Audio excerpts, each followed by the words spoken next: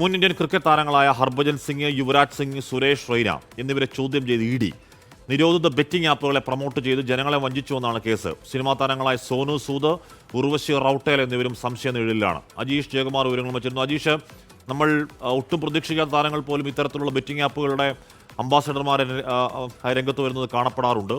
ഇതിപ്പോൾ ഇവർക്കെതിരായ പ്രശ്നം E D കാണുന്നത് എന്താണ് അജീഷ്?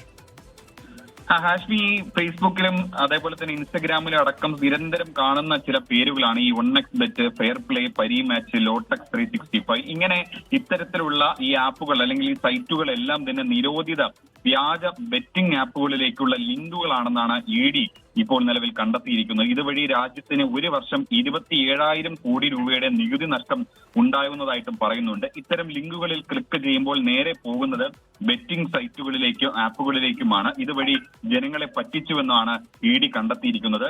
ഇവർ പ്രധാനമായും ഉപയോഗിക്കുന്നത് സെലിബ്രിറ്റികളുടെ മുഖമാണ്. അവരെ പ്രൊമോഷനായി നിയോഗിച്ചുകൊണ്ട് ജനങ്ങളിലേക്ക് കൂടുതൽ എത്തുന്നതാണ് ഇവരുടെ രീതി. അങ്ങനെയാണ് സുരേഷ് റെയ്ന, യുവരാജ് സിംഗ്, ഹർഭജൻ സിംഗ്, സോനു സൂദ് ഉൾപ്പെടെയുള്ള താരങ്ങളെ ഇവർ സമീപിച്ചതും ഇത്തരത്തിലുള്ള ആപ്പുകളെ പ്രൊമോട്ട് ചെയ്തതും.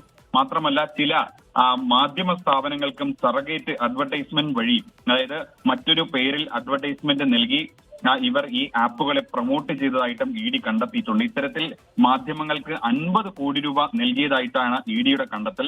ഇതുവഴി IT ആക്ടിന്റെ ലംഘനം, ഒപ്പം തന്നെ വിദേശ നാണയ വിനിമയത്തിന്റെ ലംഘനം ഉൾപ്പെടെ നടന്നിട്ടുള്ളതായിട്ടും കള്ളപ്പണം വെളുപ്പിക്കൽ ഉൾപ്പെടെ നടന്നതായിട്ടും ഇ ഡി കണ്ടെത്തിയിട്ടുണ്ട്. ഈ വിഷയത്തിലാണ് ഇപ്പോൾ ഇന്ത്യൻ മുൻ താരങ്ങളെ ഉൾപ്പെടെ ചോദ്യം ചെയ്തിട്ടുള്ളത്. പക്ഷേ ഇക്കാര്യത്തിൽ ഒരു മറുപടി നൽകാൻ താരങ്ങൾ ഇതുവരേക്കും തയ്യാറായിട്ടില്ല. അവരോടക്കം ദേശീയ മാധ്യമങ്ങൾ ഈ ഇ ഡിയുടെ ചോദ്യം ചെയ്യലിനെ കുറിച്ച് ചോദിച്ചിരുന്നു. പക്ഷേ ഇതുവരേക്കും ഒരു വിശദീകരണം നൽകിയിട്ടില്ല. എന്തായാലും ഇ ഡി കേസെടുത്ത് അന്വേഷണം തുടരുകയാണ്. കൂടുതൽ സെലിബ്രിറ്റികൾക്ക് വരും ദിവസങ്ങളിൽ നോട്ടീസ് അയക്കുമെന്നും അറിയിച്ചിട്ടുണ്ട്.